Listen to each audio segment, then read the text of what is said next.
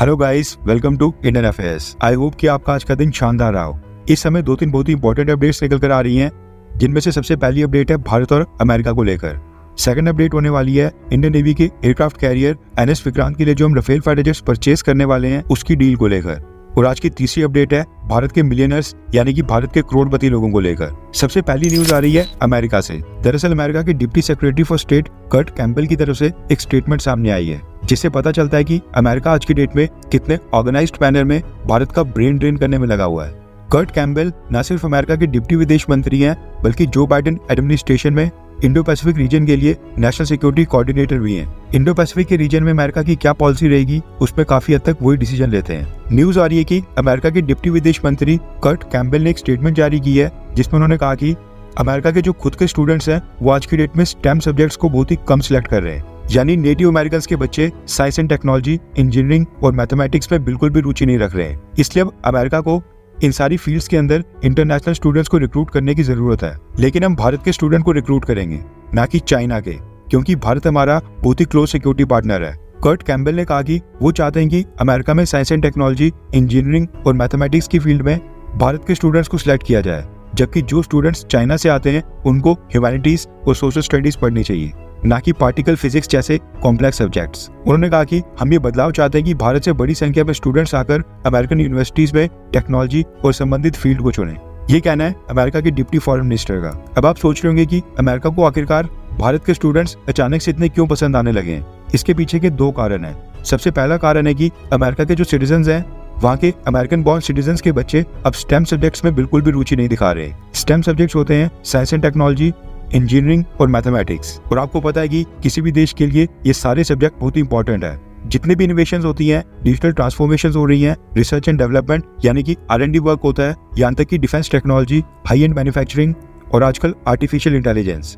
इसके अलावा स्पेस और ऐसे कई सारे सेक्टर्स और फील्ड हैं जहाँ पर साइंस एंड टेक्नोलॉजी, इंजीनियरिंग और मैथमेटिक्स इन सारे बैकग्राउंड के ग्रेजुएट्स ही वहाँ पर चाहिए होते हैं। आज जो अमेरिका में सिलिकॉन वैली है, वेपन्स के मामले में अमेरिका दुनिया में सबसे आगे है, वो भी इसी कारण से ही है क्योंकि एक समय पर दुनिया में सबसे ज्यादा IT और स्टेम ग्रेजुएट्स अमेरिका के पास ही थे।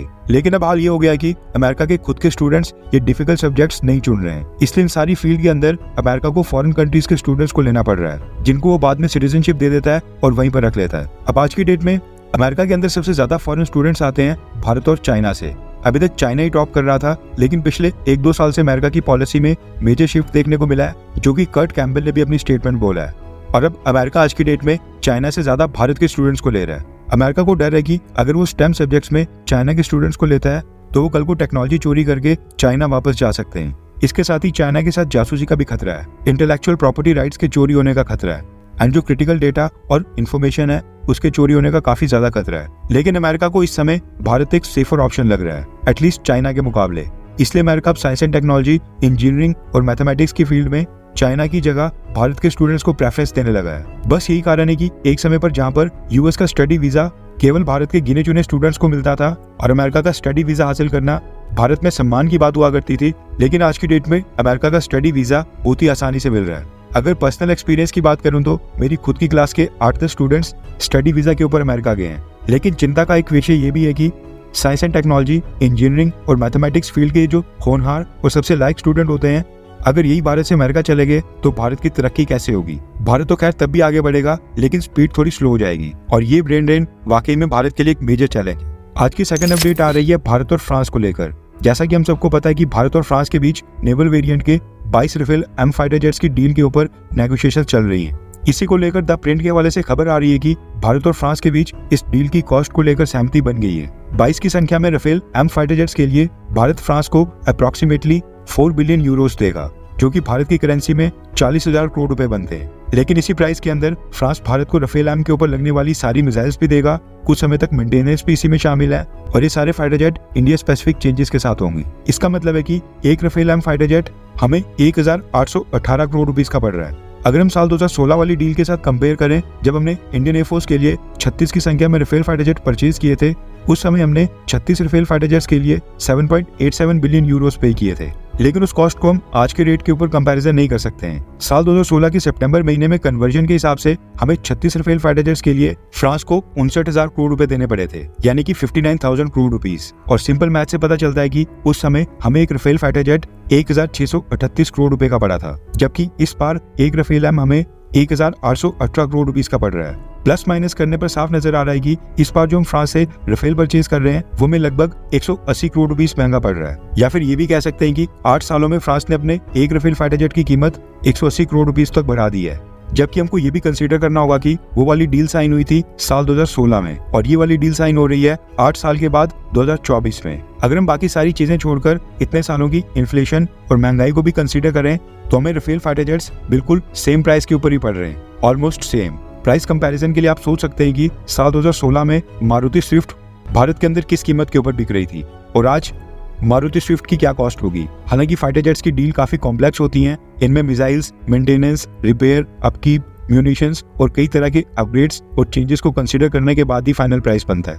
इस समय की जो तीसरी अपडेट आ रही है वो है भारत के मिलियनर्स यानी कि भारत के अमीर लोगों को लेकर, भारत के करोड़पति लोगों को लेकर, जो कि अब भारत छोड़कर दूसरे देशों में जाकर सेटल हो रहे हैं। दिक्कत की बात यह है कि जब भी अमीर लोग भारत से बाहर जाते हैं तो ये साथ में अपने एसेट्स का एक बहुत ही बड़ा हिस्सा अपने साथ नए देश में ले जाते हैं जहाँ की ये नागरिकता लेते हैं। रिपोर्ट के मुताबिक पिछले साल भारत के 5,100 मिलियनर्स रिलोकेट होकर दुनिया के दूसरे देशों में चले गए थे और वहाँ की सिटीजनशिप ले ली थी। और अब खबर निकल कर आ रही है कि इस साल 2024 में भारत के 4,300 मिलियनर्स रिलोकेट होकर किसी और देश में सेटल होने जा रहे हैं। अभी तो खैर साल खत्म नहीं हुआ है और ये एस्टिमेटेड फिगर है जो कि आगे चलकर बढ़ भी सकता है। फ्रैंकली बोलूं तो ये जो भारत की हाई नेटवर्थ वाली फैमिलीज दुनिया के दूसरे देशों में जाकर वहां पर रिलोकेट हो रही हैं, ये एक्चुअल में भारत से काफी तंग आ गए हैं। सबसे पहला कारण है भारत में काफी हाई टैक्सेस। दुनिया के कई सारे देशों में सरकार अपने सिटीजन्स को टैक्स बेनिफिट एक्सटेंड करती है, लेकिन हमारे यहाँ पर हर साल नए बजट के साथ टैक्स भी बढ़ जाता है। इतना टैक्स देने के बाद भी हेल्थ और एजुकेशन फैसिलिटीज सरकार की तरफ से भारत के अंदर ना के बराबर है।